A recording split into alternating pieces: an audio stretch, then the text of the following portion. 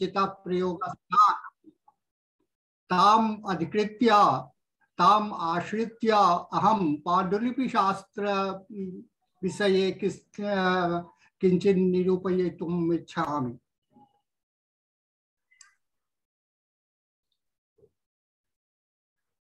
यदा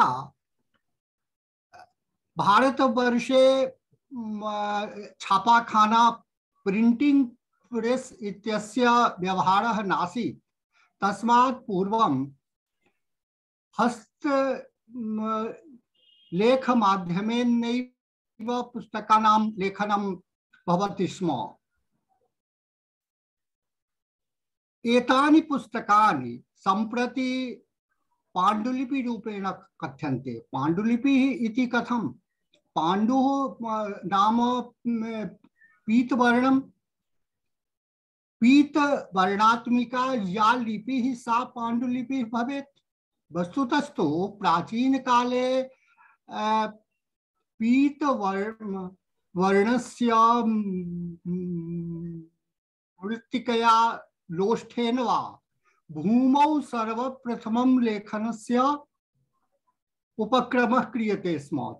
ततः परं तस्मात् लेखात् कर्पटे तालपत्रे वा ग्रंथस्य लेखनं भवति स्म। हम लोग देखते हैं कि कई नाटकों में मिट्टी पर लिखने की परंपरा हमें दिखाई देती है। जैसे मृच्छकटिकम में हम देखते हैं कि न्यायालय में जहाँ पर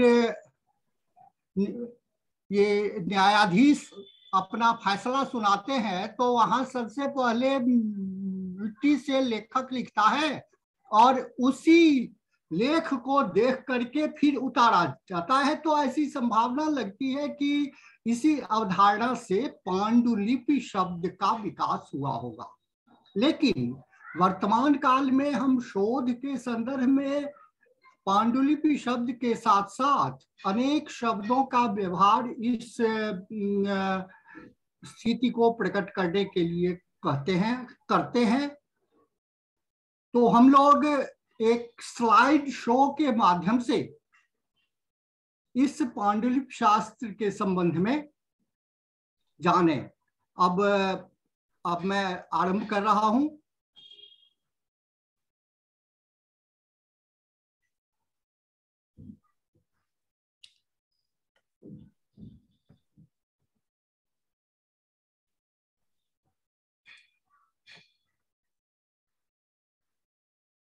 इसमें देखा जाए तो सबसे पहले हमारे लिए यह जानना आवश्यक है कि पांडुलिपि के अर्थ में किन किन शब्दों का व्यवहार हुआ है।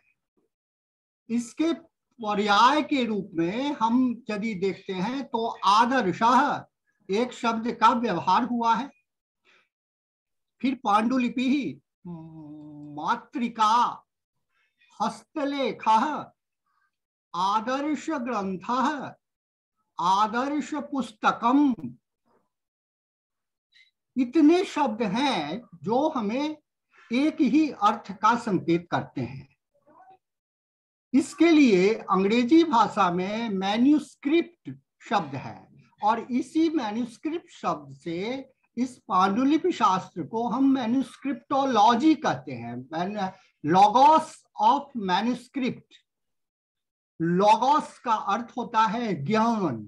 तो पांडुलिपि का जो ज्ञान है इसके लिए अंग्रेजी में मैन्युस्क्रिप्टोलॉजी शब्द का व्यवहार होता है।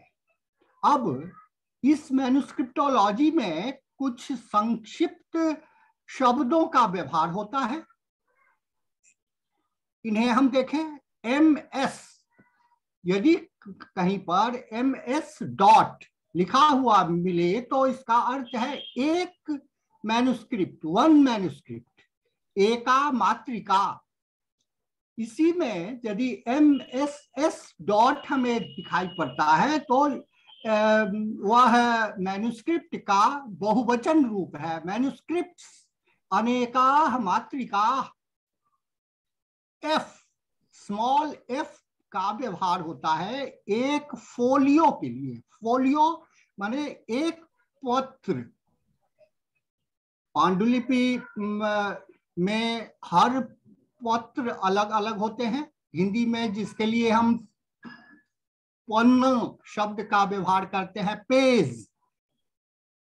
छपी हुई पुस्तक में जिसे हम पेज कहते हैं, तो 2 पेज मिला करके जो एक पन्ना होता है, उसके लिए मैन्युस्क्रिप्टोलॉजी में फोलियो का व्यवहार होता है।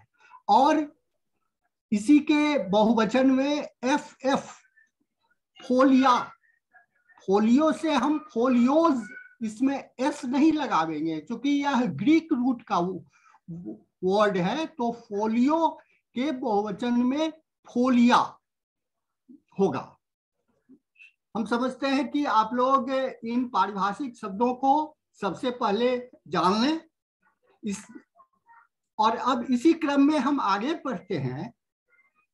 R dot recto. हमने कहा है कि एक फोलियो में 2 पेजेस होते हैं, फर्स्ट पेज और सेकंड पेज। तो फर्स्ट पेज जो होगा उसके लिए रेक्टो शब्द का व्यवहार होता है। हालांकि हिंदी भाषा भाषी क्षेत्र में और संस्कृत के शोध छात्र अक्सर क ख दे करके व्यवहार करते हैं, लेकिन इसके लिए स्तरीय शब्द है रेक्टो और भर्सो। अब हम इसका व्यवहार कैसे करेंगे? तो जैसे 5R डॉट कहीं पर लिखा हुआ है, तो इसका अर्थ है कि recto side of the 5th folio, 5वें पत्र के, उस पांडुलिपि के 5वें पत्र का जो रेक्टो साइड है उसके लिए 5R डॉट लिखा जाएगा। इसी तरह से 5वें फोलियो का जो भर्सो साइड होगा उसके लिए 5V डॉट लिखा जाएगा। कहीं कहीं पर हम इस R और V को सुपर स्क्रिप्ट में भी देखते हैं, लेकिन इसका व्यवहार कम होता है। अक्सर इसी तरह से 5R के रूप में यह लिखा जाता है। अब रेक्टो और भर्सो को समझने के लिए हम इस चित्र का उपयोग करें। इसमें हम स्पष्ट देख रहे हैं कि एक फोलियो है, एक पत्र है पांडुलिपि का, जिसका पहला जो पृष्ठ है उसे रेक्टो कहेंगे, और उस पृष्ठ को जब हम उलट देंगे, उस पन्ने को जब उलट देंगे, दूसरा पृष्ठ आएगा भर्सो, रिवर्स साइड जिसे कहते हैं अन्य क्षेत्र में। उसी के लिए भर्सो का व्यवहार पांडुलिपि शास्त्र में होता है। इसका हम देखें, संस्कृते रेक्टो इति प्रथमं पृष्ठम, भर्सो द्वितीयं पृष्ठम। तो अब हम लोग पांडुलिपि शास्त्र में रेक्टो और भर्सो समझ गए। अब आगे चलते हैं। इसी रेक्टो भर्सो को हम पांडुलिपि की सामान्य स्थिति में कैसे पहचानेंगे? जब हम किसी पांडुलिपि को खोलते हैं। आचार्य जी, ये आपका जो पेज है स्लाइड का, इसे फुल पेज कर सकते हैं क्या, तो और क्लियर देख सकेंगे? दरअसल इसे फुल पेज करने पर जी स्क्रीन ब्लैक हो जा रहा है। अच्छा, तो ठीक है, फिर इसी तरह चलने। हाँ, वो क्या है पता नहीं चल रहा है, स्क्रीन ब्लैक हो जा रहा है ऑनलाइन में। अच्छा अच्छा, तो रेक्टो ऊपर वाला भाग जो है वह रेक्टो हुआ, और नीचे वाला भाग भर्सो। इसे हम थोड़ा सा बढ़ा देते हैं। अब हाँ, जब जूम किया था वो ठीक दिख रहा था। Okay okay.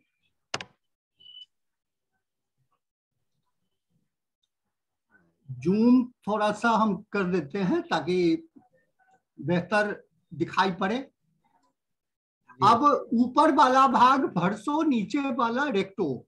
जब पांडुलिपि का हम फोटो लेते हैं उस समय इस स्थिति की आवश्यकता हमें होगी, इसलिए पांडुलिपि शास्त्र में इसे समझना बहुत आवश्यक है। अब इस पांडुलिपि से संबंधित एक महत्वपूर्ण शब्द है जिसे अंग्रेजी में कॉलोफन कहते हैं और संस्कृत में इसके लिए पुष्पिका शब्द का व्यवहार होता है। पुष्पिका समझना बहुत ही आवश्यक है क्योंकि इस पुष्पिका में ग्रंथ का नाम निहित रहता है।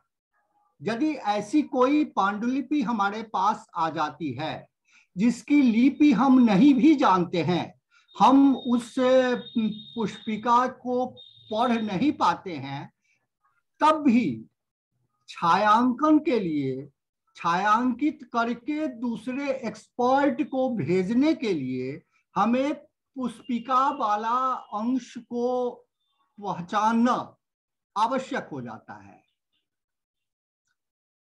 अब इसमें हम देखते हैं यहाँ पर 2 फूल बनाए गए हैं और भी ये सब जो है वो मंगल चिन्ह बना दिए गए हैं। तो असल में पांडुलिपि के अंत में जहां पर हम फूल का चिन्ह देखें उस पेज को हम पुष्पिका वाला पेज समझें। यह स्थिति उस पांडुलिपि के लिए सबसे कारगर है जिसकी हम लिपि नहीं जानते हैं। इस पुष्पिका का नामकरण भी इसी आधार पर हुआ है। पुष्पिका कॉलोफोन इति कथ्यते, पुष्प चिह्नत्वात् पुष्पिका।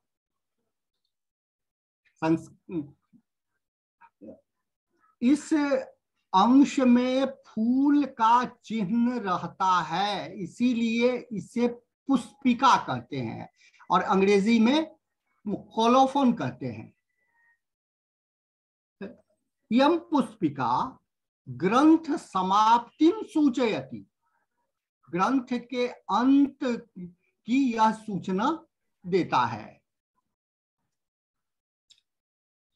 अब एक पुष्पिका और होती है, अंतर्वर्तिनी पुष्पिका, मातृकायाम अंतर्वर्तिनी पुष्पिका। इसकी आवश्यकता हमें सबसे अधिक वैसी स्थिति में आती है जब पांडुलिपि का पहला पत्र और अंतिम पत्र खंडित हो। सामान्य स्थिति है, बहुत सारी पांडुलिपियों में पहला पत्र भी नहीं रहता है, अंतिम पत्र गायब है। तब हम ग्रंथ के नाम का पता लगाने के लिए सबसे पहले अंतर्वर्तिनी पुष्पिका खोजते हैं। हमने जानबूझ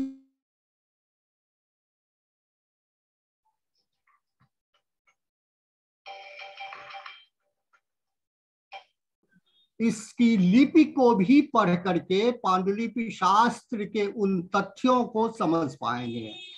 यहां हम देखते हैं 75 इति श्री रघुवंशे महाकाव्ये वर प्रदानो नाम द्वितीय सर्गः। और यहाँ पर हम देखते हैं कि ये लाल रंग से हाईलाइटेड है, जिसे हम आधुनिक भाषा में हाईलाइट कहते हैं। इसे पांडुलिपि शास्त्र में गैरिक सूत्र कहा जाता है। गैरिक सूत्र, इसे आप लोग ध्यान में रखेंगे। गेरू के रंग से हाईलाइट किया जाता है, जो महत्वपूर्ण अंश पांडुलिपि में होता है उसे हाईलाइट करने की व्यवस्था प्राचीन काल में थी और उसी व्यवस्था को हम गैरिक सूत्र के नाम से जानते हैं। इस पांडुलिपि की यह अंतर्वर्तिनी पुस्तिका है। स्पष्ट है कि इससे पहले रघुवंश महाकाव्य का दूसरा सर्ग लिखा गया होगा और यह दूसरे सर्ग की पुस्तिका है।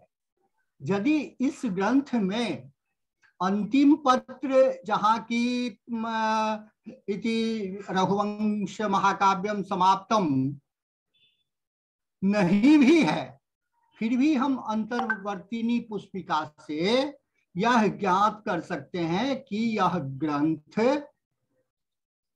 रघुवंश महाकाव्य का है, यह पांडुलिपि रघुवंश महाकाव्य की है। इसलिए अंतर्वर्तिनी पुस्तिका को भी पहचानना हमारे लिए आवश्यक हो जाता है और हम भीतर में उलट करके देखेंगे, जहां जहां हाईलाइट किया हुआ रहेगा गेरू से लाल रंग से, उन स्थलों को पढ़ करके देखेंगे तो कहीं ना कहीं हमें अंतर्वर्तिनी पुस्तिका अवश्य दिख जाएगी। अब आगे हम लोग बढ़ते हैं। पुस्तिकायां लेखन कालस्य लेखकस्य च उल्लेखः। पुस्तिका का यह बहुत ही महत्वपूर्ण भाग है जिसमें ग्रंथ नाम का उल्लेख रहता है, उसके बाद लेखन काल का उल्लेख रहता है और लेखक का उल्लेख रहता है। यह आवश्यक नहीं है कि सभी पांडुलिपियों में ये सारी बातें रहें, अनिवार्य रूप से रहें, लेकिन बहुत सारी पांडुलिपियों में, खास करके जो बड़े बड़े ग्रंथों की पांडुलिपियां हैं, उनमें हम लेखन काल और लेखक का नाम भी पाते हैं। इसमें भी हम लोग देखें, बीच में ये पुस्तिका का चिन्ह है, फूल का चिन्ह है, एक गोल बना करके और उसके चारों ओर बिंदु डाल करके फूल की आकृति बनाई गई है और इसके बाद लिखा गया है इति श्री कुंड भास्करे, अर्थात कुंड भास्कर नामक ग्रंथ में सार्ंग मंडपांकुरार्पणम समाप्तम। सार्ंग मंडपांकुरार्पण, सार्ंग मंडप, विष्णु मंडप में जो अंकुरार्पण होता है, अंकुर मुख्य स्तंभ रोपण को, मुख्य स्तंभ को अंकुर कहते हैं और उस स्तंभ रोपण की विधि नामक यह ग्रंथ संपन्न हुआ। अब कब संपन्न हुआ? अष्टेन्दु नव चंद्रेब्दे चैत्रे शुक्ले बुधे तथा अष्ट इंदु नव चंद्र।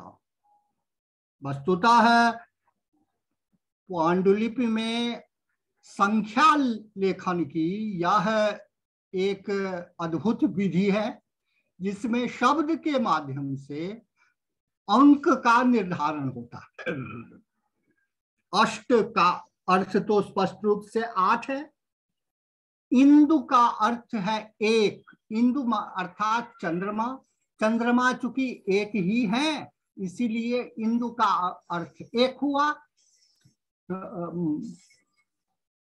नव यह संख्यावाची शब्द है स्वयं में। चंद्र का फिर व्यवहार हुआ है तो अंकस्य वामा गति, अंक लेखन में वामा गति होती है तो सबसे पहले हम 8 लिखेंगे, उसके बाईं ओर उसके लेफ्ट साइड में हम 1 लिखेंगे, फिर उसके लेफ्ट साइड में 9 लिखेंगे और तब अंत में 1 लिखेंगे, यानी 1918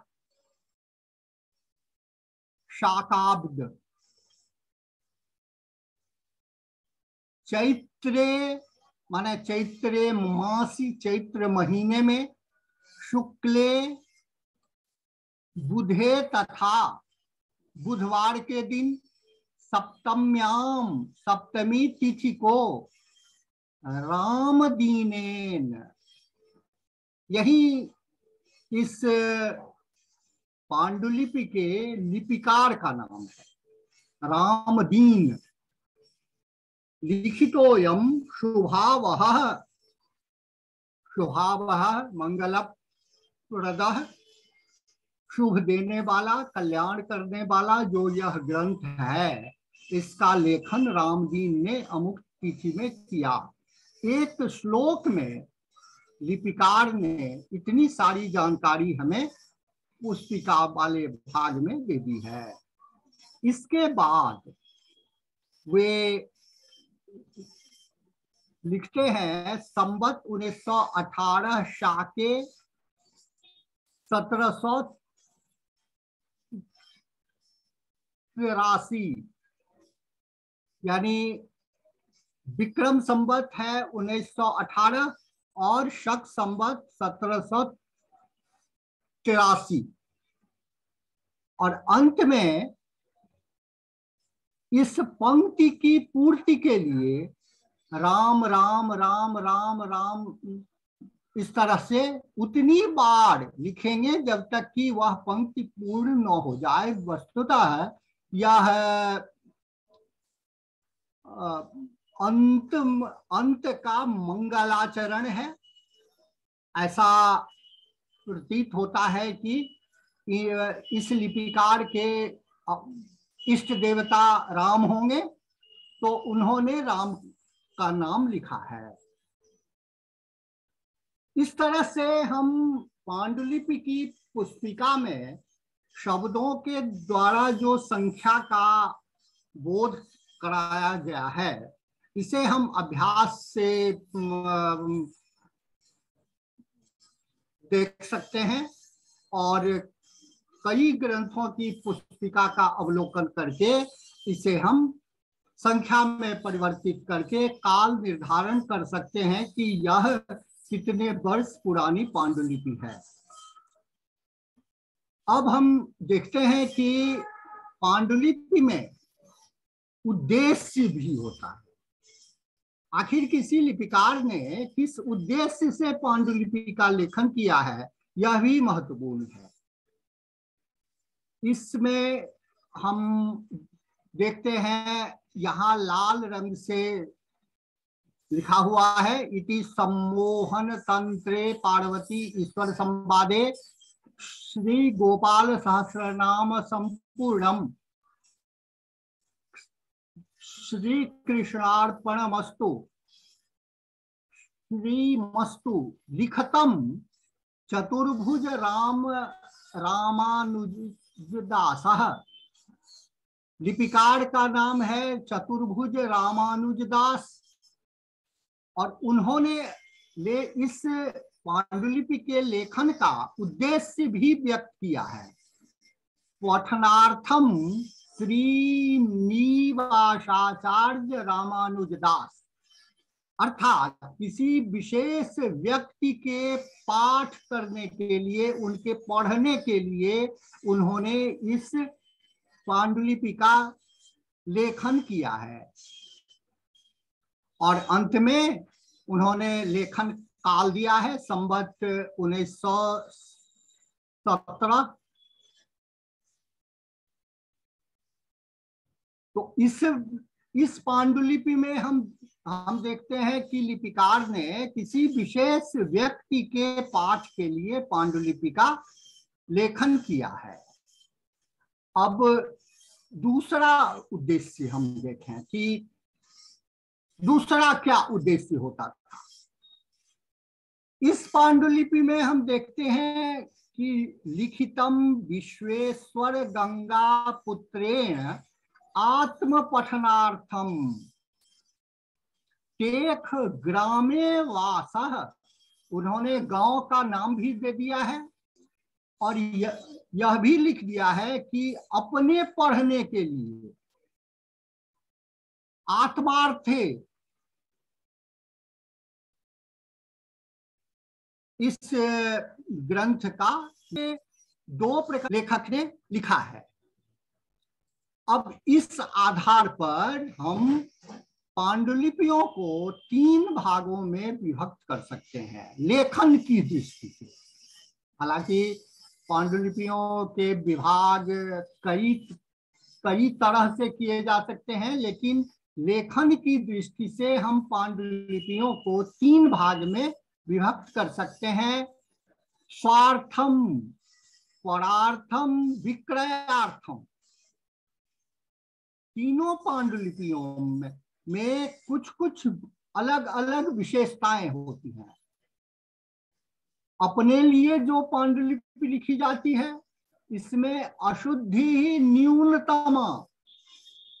इसका कारण है कि कोई व्यक्ति यदि अपने लिए पांडुलिपि का लेखन करता है तो इसका अर्थ है कि वह व्यक्ति विद्वान है, उसे शास्त्रों में रुचि है, उस व्यक्ति ने अपने अधीत विषय के ग्रंथ को कहीं देखा तो उस व्यक्ति से 10 दिन 15 दिन के लिए उधार लेकर के और अपने घर ले आया और अपने लिए फिर उसकी दूसरी कॉपी उसने बना ली। आत्मार्थम लेखन की यह सबसे अच्छी व्याख्या हो सकती है कि पंडित ही अपने लिए पांडुलिपि का लेखन करता है, इसलिए उसमें अशुद्धि कम से कम होती है। लेकिन उसमें सबसे बड़ा दोष होता है कि लिपि की अस्पष्टता होती है।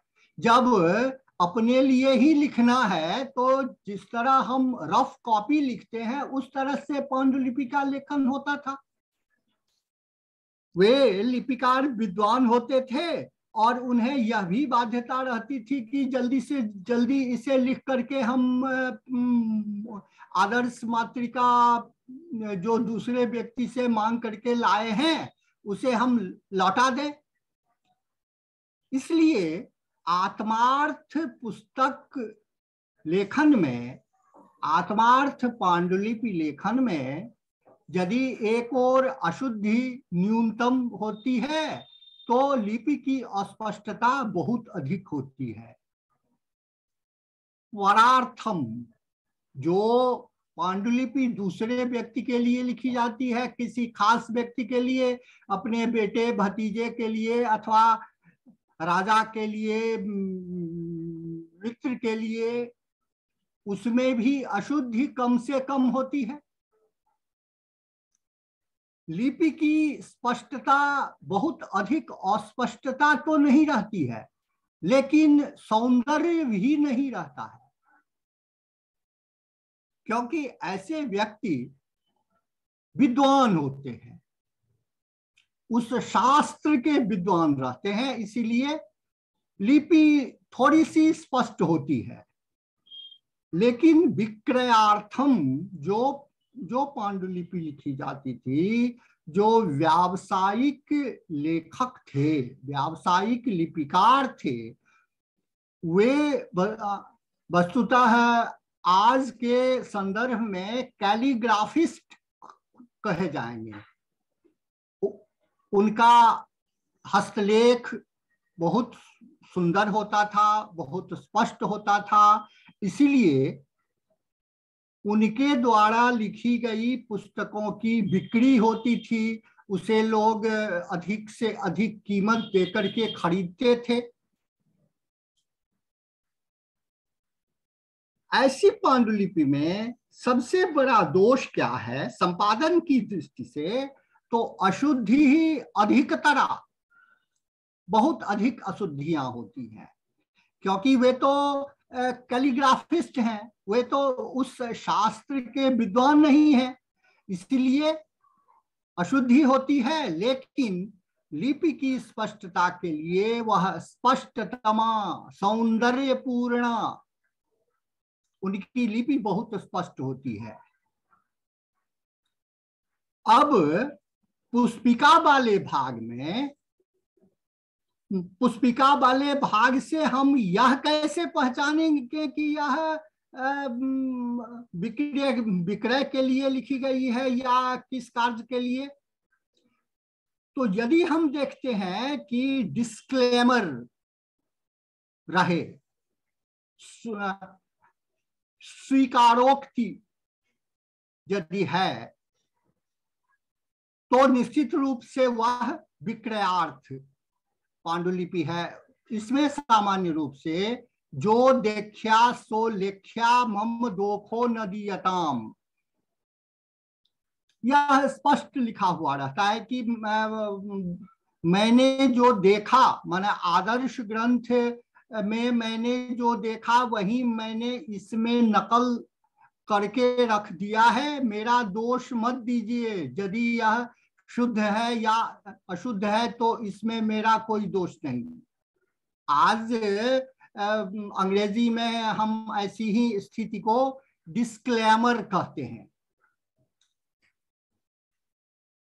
इसी का संस्कृत श्लोक हमें कई पांडुलिपियों में मिल जाता है। यादृशम पुस्तकम दृष्टम, माने जैसा पुस्तक मैंने देखा, तादृशम लिखितम मया, वैसा मैंने लिखा। यदि शुद्धम, यदि चेत शुद्धम अशुद्धम वा मम दोषो न दीयताम, मेरा दोष मत दें।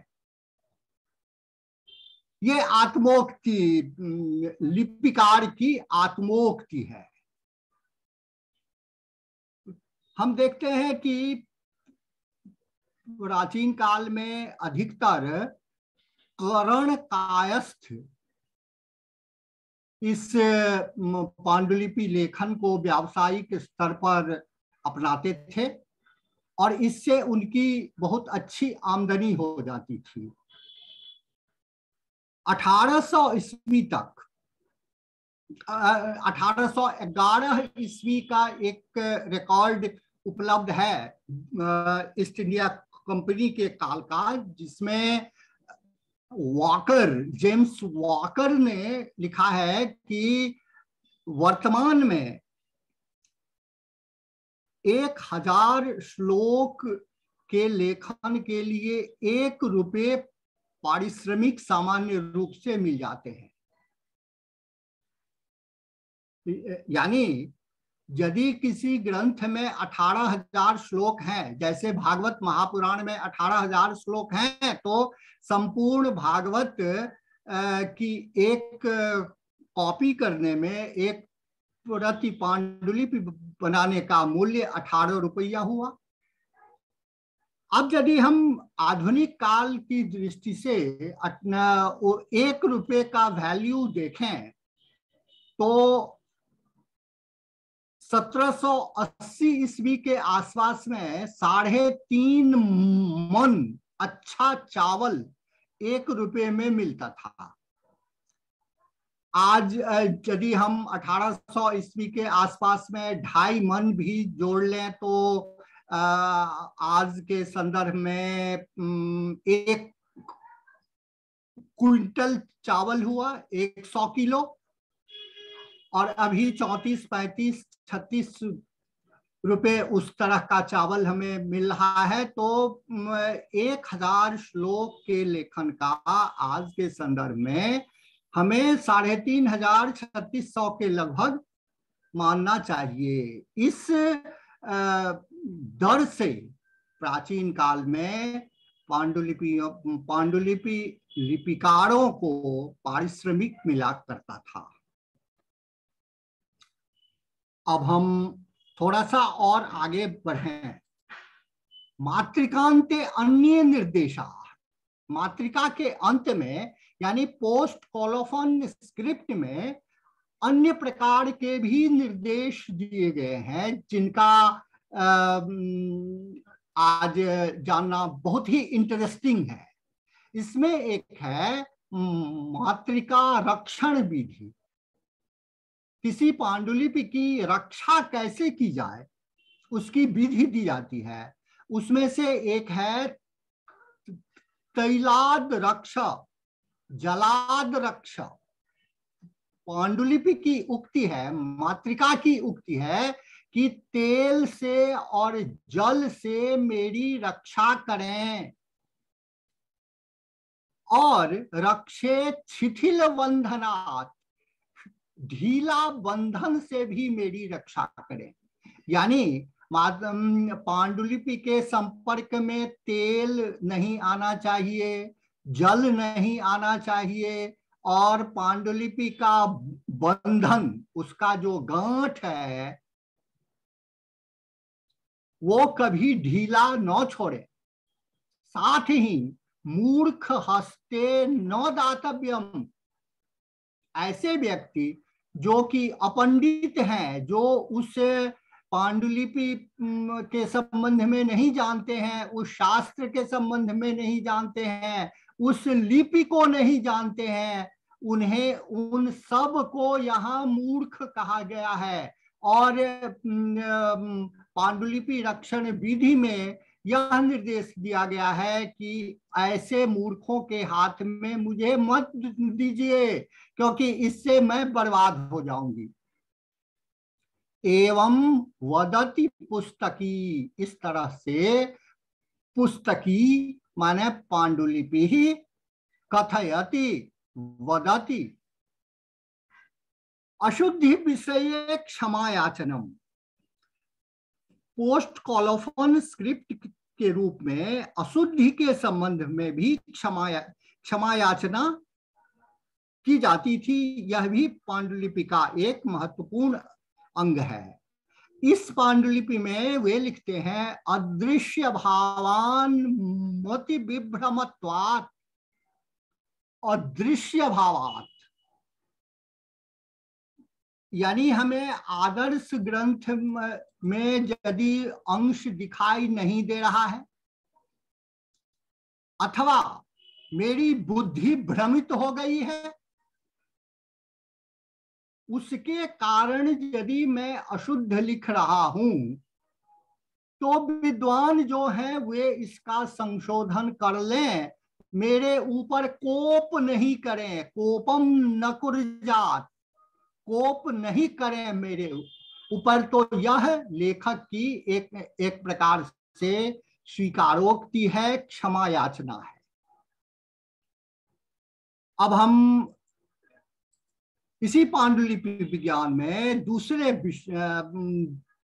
इस विषय पर आते हैं। उत्तर भारते मातृकाया आधारा।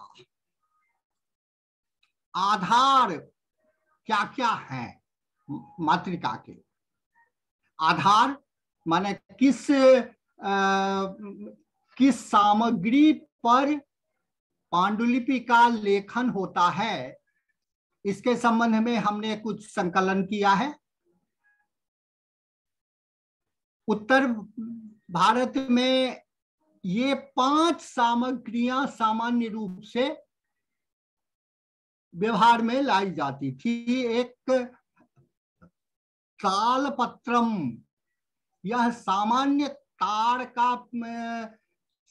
ताड़ के पेड़ का पत्ता नहीं है, यह विशिष्ट एक ताड़ का पत्ता है जिसे हम दरभंगा में संस्कृत विश्वविद्यालय के सामने मनोकामना मंदिर वाले पोखरा के आगे में देखते हैं। वह बजरबट्टू, हिंदी भाषा में बजरबट्टू कहलाता है, मैथिली में भी बजरबट्टू नाम है।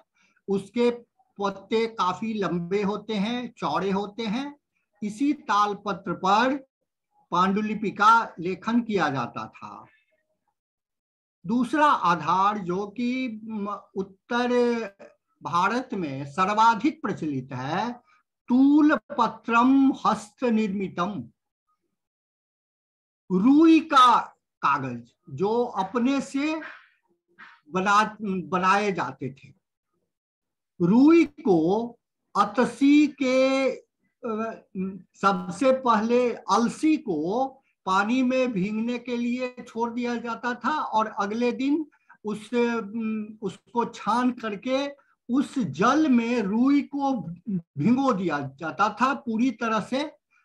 एक दिन 2 दिन छोड़ने के बाद उसे लकड़ी के पटरा पर फैला करके और तब बेलन जैसी चीज से बेल करके चपटा करके और तब कागज बनाया जाता था। सर्वाधिक व्यवहार इस तूल पत्र का सबसे अधिक व्यवहार हुआ है। उसके बाद भूर्ज पत्र चूंकि हिमालयी क्षेत्र से मंगाए जाते थे, इसीलिए पंडितों के पास इतना धन नहीं होता था कि वे दुकान से खरीद करके भूर्ज पत्र का उपयोग करें। अतः उत्तर बिहार में खास करके हम मैदानी भाग में भूर्ज पत्र पर बहुत कम ही पांडुलिपि देखते हैं। कुछ यंत्र मंत्र तंत्र सब की पांडुलिपि जिसमें बाध्यता होती है, भूर्ज पत्र पर लेखन की परंपरा होती है, उसी को हम देखते हैं। 1800 ईस्वी के बाद नेपाल में बसहा कागज बनने लगा है। बांस से वह कागज बनता था। इस कागज का भी सर्वाधिक उपयोग हुआ है। 19वीं शताब्दी की बहुत सारी पांडुलिपियों में हम कह सकते हैं कि लगभग 80% पांडुलिपियों में बसहा कागज का व्यवहार हुआ है, जो 19वीं शताब्दी की पांडुलिपियां हैं। इसके बाद 1850 ईस्वी के बाद से लगभग आंग्ल देशीय कागज बहुत आसान हो गया है। कंपनी रेड पेपर जो कि इंग्लैंड से बन करके आता था, वह कागज सब जगह मिलने लगा है। तो 1850 ईस्वी के बाद की पांडुलिपियों में हम इसका व्यवहार पाते हैं।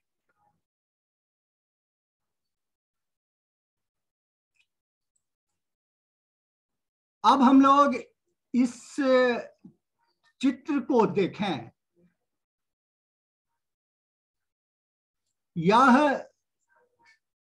यह पांडुलिपि है, ताल पत्र पर लिखी गई है और बगल में हम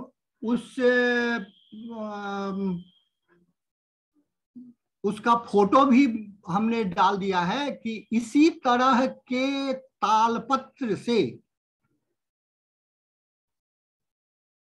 पत्ता निकाल करके पांडुलिपि लेखन का कार्य होता था। और वस्तुतः पांडुलिपि लेखन के लिए आधार के संबंध में, रोशनाई के संबंध में और भी बहुत सारी बातों को गहराई से जानने के लिए हिंदी में एक निबंध बहुत ही उत्कृष्ट है।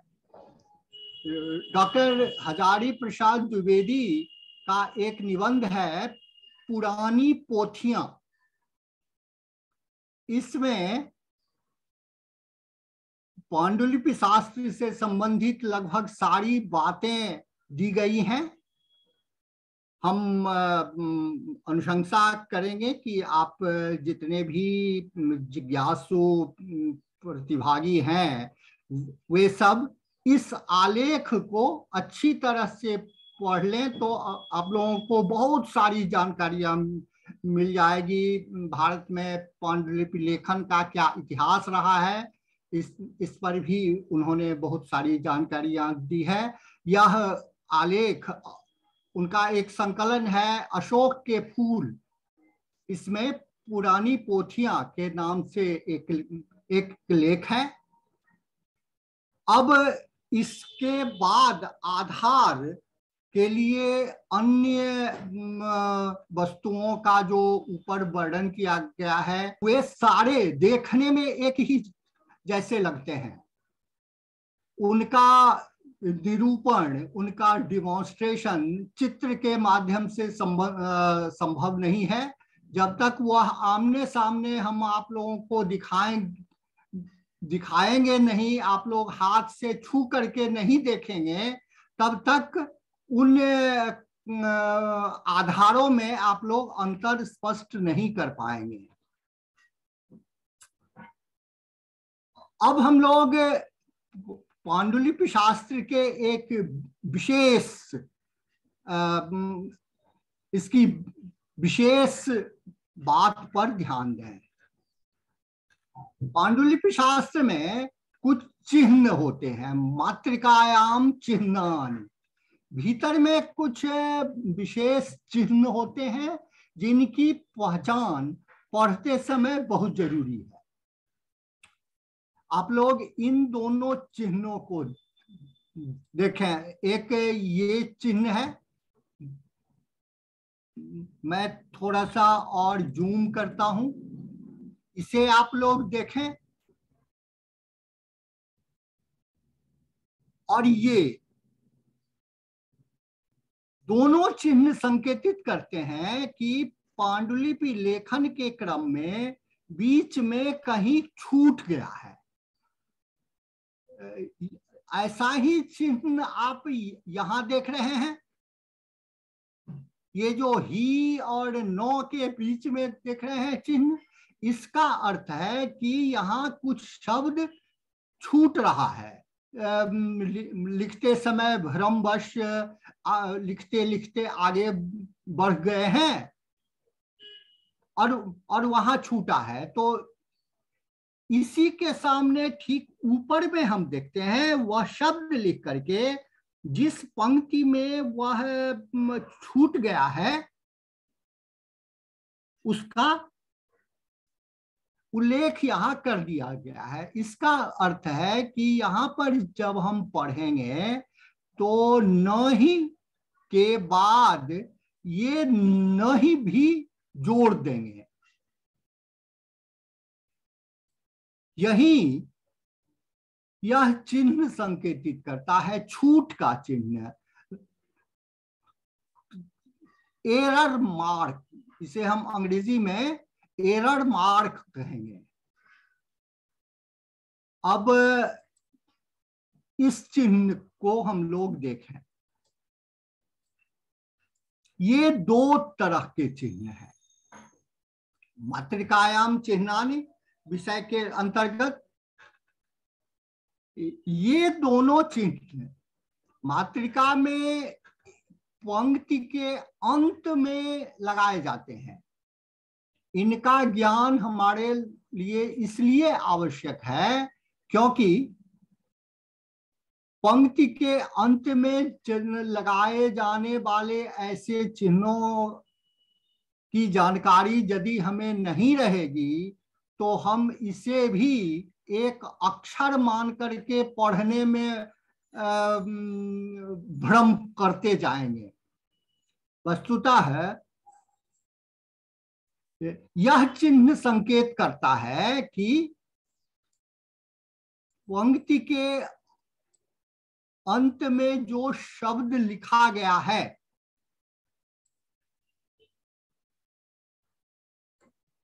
पंक्ति के अंत में जो शब्द लिखा गया है उसका थोड़ा सा अंश इस पंक्ति में है और शेष अंश इससे नीचे वाली पंक्ति में है।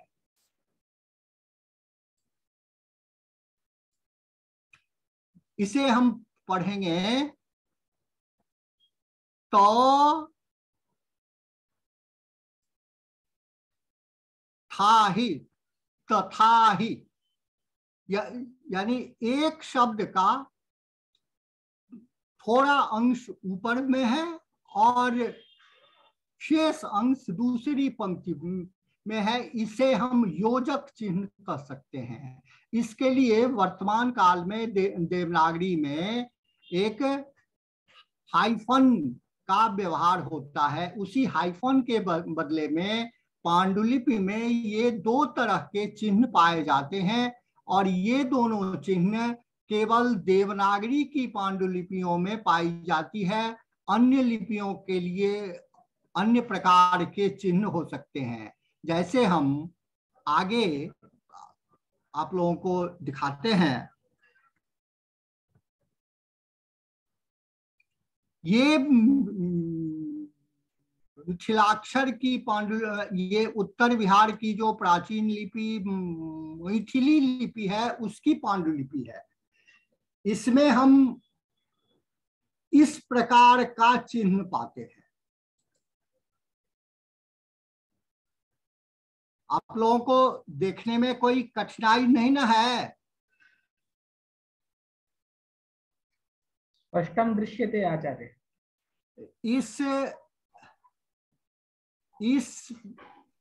इस प्रकार का चिन्ह भी योजक चिन्ह के रूप में व्यवहार किया जाता है, और इसकी पहचान मैं यहाँ पर इसलिए करा रहा हूं क्योंकि पढ़ते समय किसी अक्षर की भ्रांति वहां पर न हो जाए। बहुत बहुत दिनों तक मुझे भी इस स्थल पर आकर के भ्रांति होती रही थी, इसीलिए मैं थोड़ा सावधान होकर के आप लोगों को बतला रहा हूं। तो हम लोगों ने योजक चिन्ह को भी देखा,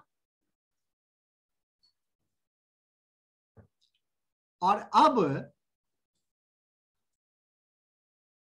वर्ण व्यत्यय सूचक चिन्हम। लिखते समय भ्रांति से वर्ण में उल्टा पुल्टा लिखा जाता है। जैसे रावण लिखना है तो अब भ्रांति बस राण वो लिख दिया गया, यानी वो के पहले ही अणो शब्द का अणो वर्ण का व्यवहार कर दिया गया। ऐसी स्थिति के लिए ये व्यवहार होता है। संख्या के द्वारा वर्णों का क्रम, उचित क्रम बतलाने की विधि पांडुलिपियों में देखी जाती है। यहाँ पर हम देखें स्पष्टतः अथ प्रथमोपदेश प्रारंभ, प्रथमोप यानी थ अक्षर पहले होना चाहिए, मो बाद में होना चाहिए, लेकिन भ्रांतिवश मो पहले लिखा गया, थ बाद में लिखा गया। अब इसे काट करके बदलेंगे तो पांडुलिपि गंदी हो जाएगी, इसलिए ऐसी परंपरा नहीं रही है। काट करके लिखने की परंपरा पांडुलिपि में एकदम नहीं रही है। तो लिपिकार ने क्या कर दिया कि थ के ऊपर में एक लिख दिया और मो के ऊपर में दो। आप पढ़ने वाले यह समझ जाइए कि थ पहले पढ़ना है, मो बाद में पढ़ना है। इसी तरह से रावणों के बदले यदि राण वो लिखा जाता है तो रा पर एक, वो अक्षर पर दो और णों पर तीन, इस तरह से लिख करके संख्या के द्वारा वर्ण का संयोजन, वर्ण क्रम का संयोजन दिखाया जाता है। तो यह पांडुलिपि शास्त्र में एक विशेष रूप से ध्यातव्य है। हमने यहाँ नीचे दे दिया है, संख्याया प्रयोगम कृत्वा वर्ण लेखन व्यत्यये जाते संशोधनम क्रियते।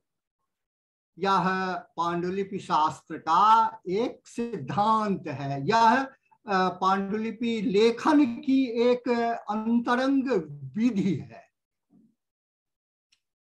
अब हम आगे चले। अब यहां पर देखा जाए षष्ठिक कंगुश्यामक, यहां पर दंत्य सौ में यो आकार दिया हुआ है, जबकि यहां पर अर्थ की दृष्टि से, शुद्ध अशुद्धि विवेक की दृष्टि से तालव्य श का प्रयोग होना चाहिए। श्यामा क एक अन्न होता है जिसे व्यक्त करने के लिए तालव्य श का व्यवहार होना चाहिए। पांडुलिपिकार को या तो मालूम नहीं था या भ्रमवश उसने जल्दीबाजी में दंत स का व्यवहार कर दिया, तो वहां भी काट करके संशोधन नहीं होगा। उसके ऊपर में एक विशेष चिन्ह डाल दिया गया। जो अशुद्ध वर्ण है वो ज्यों का त्यों है, उसके ऊपर में लिपिकार ने अशुद्धि का चिन्ह डाल दिया। अब पढ़ने वाले को यह समझना होगा कि यदि वहां पर दंत्य सौ का व्यवहार हुआ है तो तालव्य श होना चाहिए। अर्थ की दृष्टि से उसका संशोधन करने के लिए संकेत कर दिया गया है। इस तरह हम दो प्रकार के चिन्ह का व्यवहार पाते हैं। हमने इससे पहले अंतर्वर्तिनी पुस्तिका वाले में देखा था कि वहां पर आकार छूट गया था। ये नामो के बदले में नोमो लिखा हुआ था, लेकिन वहां भी इस तरह का चिन्ह ऊपर में हमें मिला था। इसका अर्थ है कि वहां पर कुछ न कुछ अशुद्धि है जो जिसे शुद्ध करके पढ़ना पाठक की जिम्मेदारी हो जाती है। इसका संकेत इस प्रकार के चिन्ह से पांडुलिपि शास्त्र में कर दिया जाता है। इसी तरह दंत्य स, तालव्य स, मूर्धन्य स में यदि व्यत्यय हो जाए तो भी यही होगा।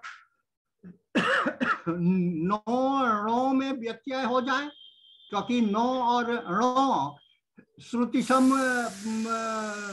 भिन्न वर्ण है। बो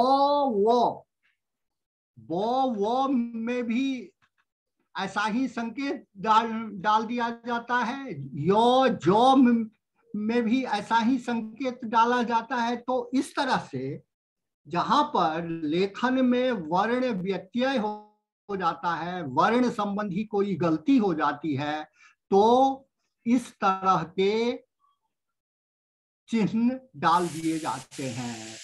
यह लेखन की विधि है। अब हम मातृका में व्याख्या लेखन विधि को देखें। व्याख्या लिखने के लिए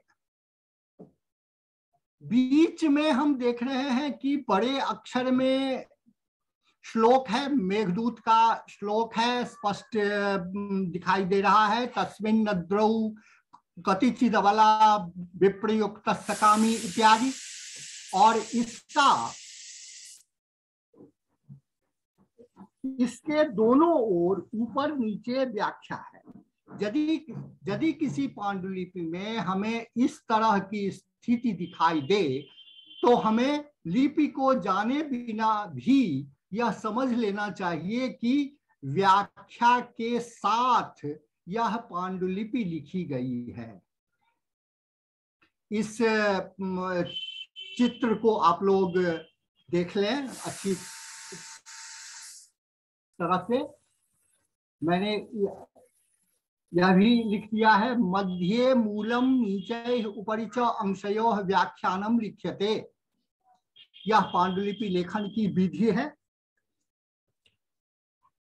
अब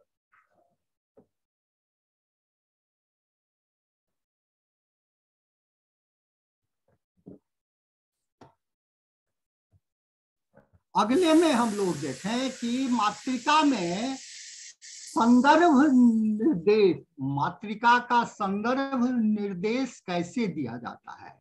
शोध छात्रों के लिए यह बहुत ही आवश्यक अंश है। यदि हम किसी मातृका से किसी श्लोक का, किसी अंश का हम उपयोग अपने शोध कार्य में करते हैं तो संदर्भ निर्देश देना होगा। इसमें कौन कौन सी बातें लिखी जाएगी, इसका उल्लेख यहां पर हम कर रहे हैं। सबसे पहले तो ग्रंथ नाम देना होगा, ग्रंथागार का नाम जहां पर यह मातृका सुरक्षित है, यह बहुत ही आवश्यक है। इसके बाद यदि हमें यह पांडुलिपि पुस्तिका, हमें यह पांडुलिपि ऑनलाइन मिली है। आज हजारों पांडुलिपियां ऑनलाइन फुल व्यू में हैं, शोध छात्रों के लिए उपलब्ध हैं। उनका उपयोग हम उन्मुक्त रूप से कर सकते हैं, उनसे संदर्भ दे सकते हैं। उनमें ये सारे तथ्य आपको मिल जाएंगे। उस मैन्युस्क्रिप्ट का मेटा डाटा आपको ऑनलाइन अवेलेबल है। यदि हम किसी ऐसी मातृका का उपयोग करते हैं जो कि ऑनलाइन है, तो यहाँ पर उस वेबसाइट का यूआरएल, उस मैन्युस्क्रिप्ट का यूआरएल भी हमें दे देना आवश्यक होगा। वहां पर परिग्रहण संख्या, मातृका संख्या, ये सब भी मिल जाएगी। उसके बाद पत्र संख्या, पृष्ठ संख्या, पंक्ति संख्या और उद्धरण। अब देखा जाए, इसके माध्यम से हमने दिखाया है कि इस मातृका के 10वें श्लोक को हम कोट कर रहे हैं, तो कैसे हम संदर्भ लिखेंगे।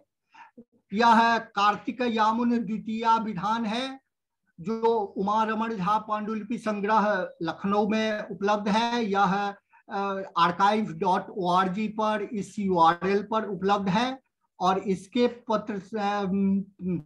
पत्र संख्या 1B, भी का अर्थ हमने आरंभ में ही समझा दिया है, वर्सोसाइट, और इसकी पंक्ति संख्या 5-6 है। और उसमें जो कंटेंट है, जो श्लोक है, जो अंश है, उसे हम यहाँ पर कोट कर देंगे। न चांतरम पिता पुत्रे कन्या मातुर न चांतरम द्वाभ्याम एक प्रसन्नेन अपराधम तु नश्यति। इस तरह से हम किसी भी पांडुलिपि का उपयोग अपने शोध कार्य में कर सकते हैं। अब हम बस अब 2-3 मिनट में हम अंत में ही हैं।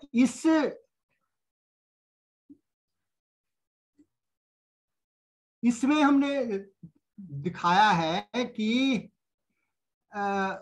किन किन वेबसाइट पर अभी पांडुलिपियां उपलब्ध हैं। तो उनमें सबसे अधिक archive.org पर उपलब्ध हैं।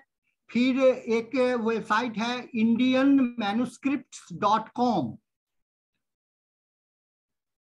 एक वेबसाइट है DLA लाइब्रेरी यूपेन university.edu, यह पेंसिल्वानिया यूनिवर्सिटी का साइट है। इस पर भी लगभग 3000 भारतीय पांडुलिपियां उपलब्ध हैं फुल व्यू में, शोध छात्रों के लिए उपलब्ध कराए जाते हैं। जो संपादक इसका संपादन करना चाहते हैं उन्हें भी ये दिए जाते हैं। इस लाइब्रेरी से लेकर के मैं भी 2 पांडुलिपियों का संपादन मैंने भी किया है। हाँ, केवल एक ईमेल डालना होता है और वो 2-3 घंटा के अंदर में अनुमति पत्र भेज देते हैं। इसमें से archive.org है जिस पर कि हजारों पांडुलिपियां हैं, और हाल में जो NMM नेशनल मैन्युस्क्रिप्ट मिशन द्वारा पांडुलिपियां अपलोड की जा रही हैं, वह भी इसी वेबसाइट पर कालिदास संस्कृत विश्वविद्यालय के ग्रंथागार से इस 1 महीने के अंदर 5 TB स्पेस की जो पांडुलिपियां हैं वो अपलोड की जानी है। कल भी वहां पर ढेर सारी पांडुलिपियां अपलोड की गई है इसी archive.org पर। तो अब हम सभी प्रतिभागियों के प्रति शुभकामना व्यक्त करते हैं इस मंत्र से। मेधाम में वरुणो ददातु मेधामग्नि प्रजापतिः मेधामिन्द्रश्च वायुश्च मेधां धाता ददातु मे। ओम शांति शांति शांति।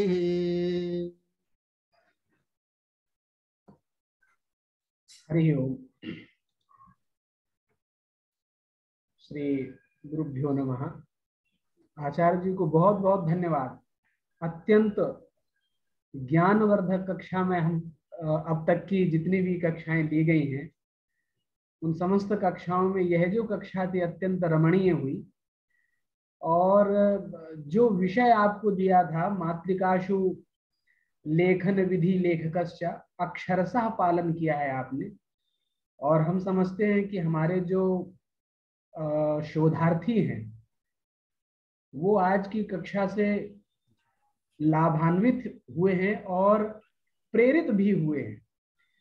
क्योंकि हम जब पढ़ रहे थे उस समय में हमारे गुरुजी कहते थे, चूंकि हम तिरुपति विद्यापीठ में पढ़े थे तो वहां पर एक वीरपाक्ष जड्डीपाल जी थे जो आजकल सांदीपनी वेद विद्या प्रतिष्ठान के मुख्य कार्यवाहक अधिकारी हैं। वो कहते थे कि यदि एक भी पांडुलिपि का आपने संपादन कर लिया तो 1000 गौएं दान के बराबर आप पुण्य प्राप्त करेंगे। हाँ, जरूर। ऐसा कहते थे वो। और ऐसी और उस लेखक की आत्मा को अत्यंत शांति प्राप्त होगी, ऐसा वो कहा करते थे। तो हम समझते हैं और सभी भारत के विश्वविद्यालयों में नहीं अपितु दुनिया के सभी विश्वविद्यालयों में यदि कोई पांडुलिपि पर शोध कार्य करना चाहता है, संपादन करना चाहता है, तो वह कार्य कभी भी कोई भी कमेटी रोकती नहीं है। जी। दूसरे विषय अगर आप चयन करते हैं तो कदाचित उसमें टीका टिप्पणी कर सकते हैं कि आप ऐसा विषय लीजिए, ऐसा करिए, ये हो चुका है, इत्यादि इत्यादि। किंतु पांडुलिपि अगर आपने सेलेक्ट की है तो इट वुड बी अमेजिंग, माने ये अद्भुत होगा। तो हमें उम्मीद है कि हमारे जो लगभग इस कक्षा में 100 से अधिक शोधार्थी हैं, अब कोई पांडुलिपि अगर लेना चाहता है, उस पे काम करना चाहता है तो आपसे वो संपर्क कर सकता है। वैसे मैंने वेबसाइट सबका URL दे दिया है, वो archive.org पर खोल करके देखें।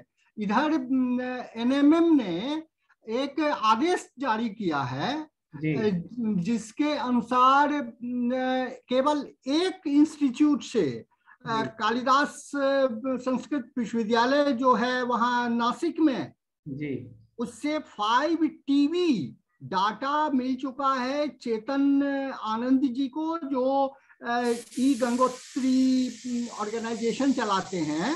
जी जी। और उन्होंने परसों मुझे फोन करके कहा था कि झा जी मैं 1 महीने के अंदर सारा अपलोड कर दूंगा जी वेबसाइट पर। और भारत की कम कम से कम 10,000 पांडुलिपियां आज के डेट में ऑनलाइन है।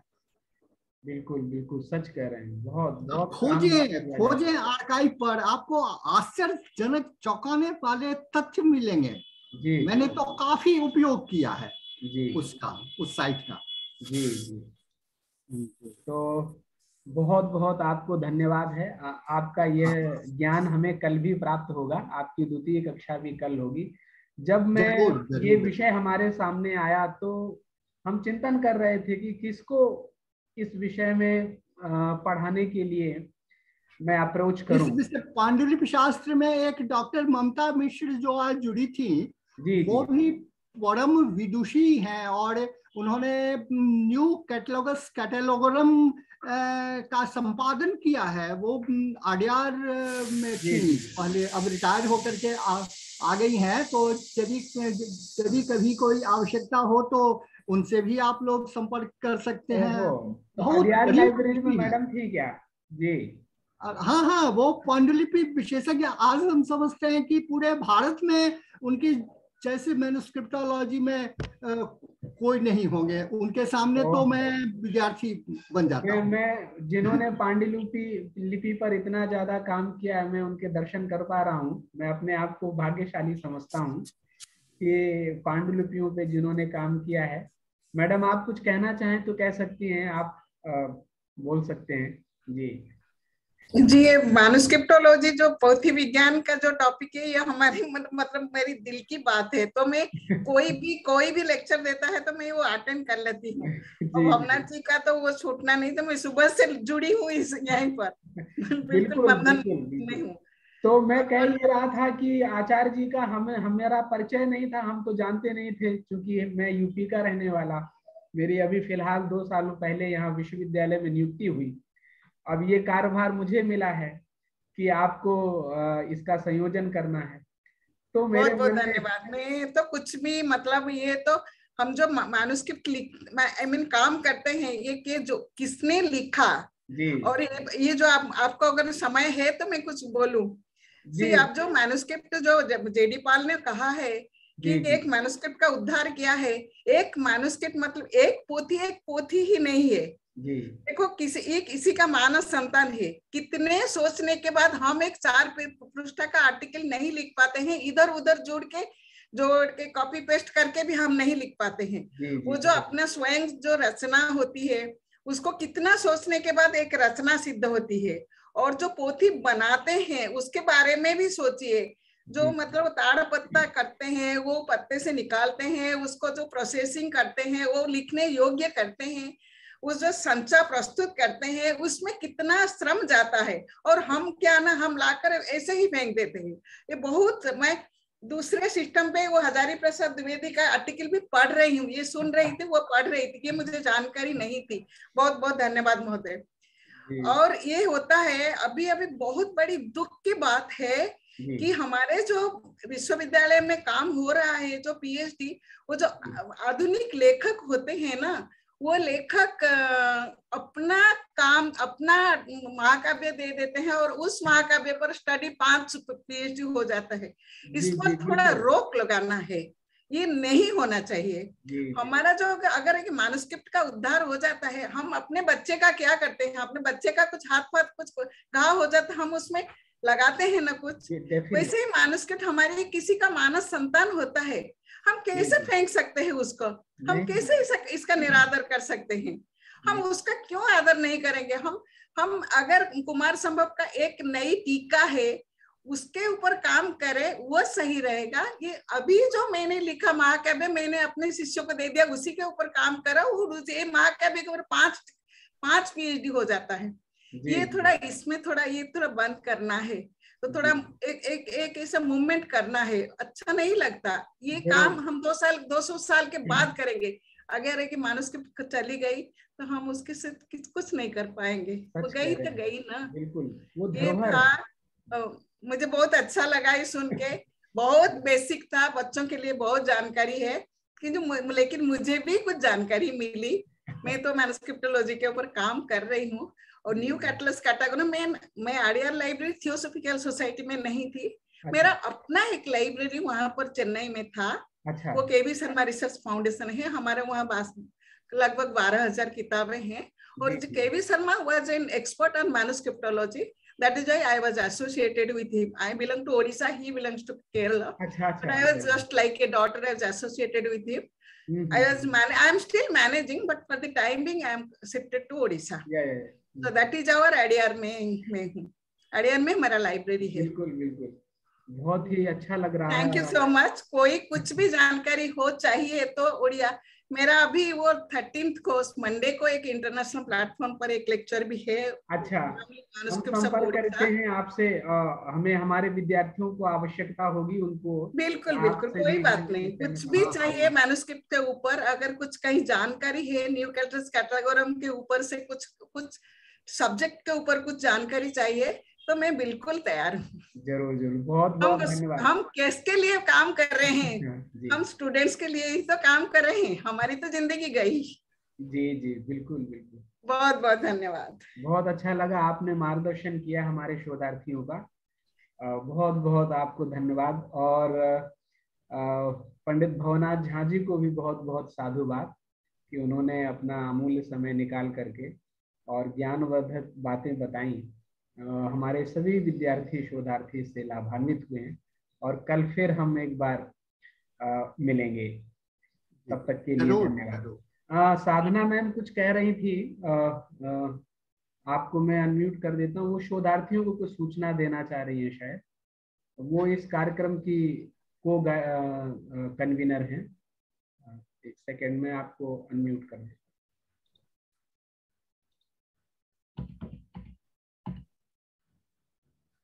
मैडम आप बोल सकती हैं, साधना जी। जी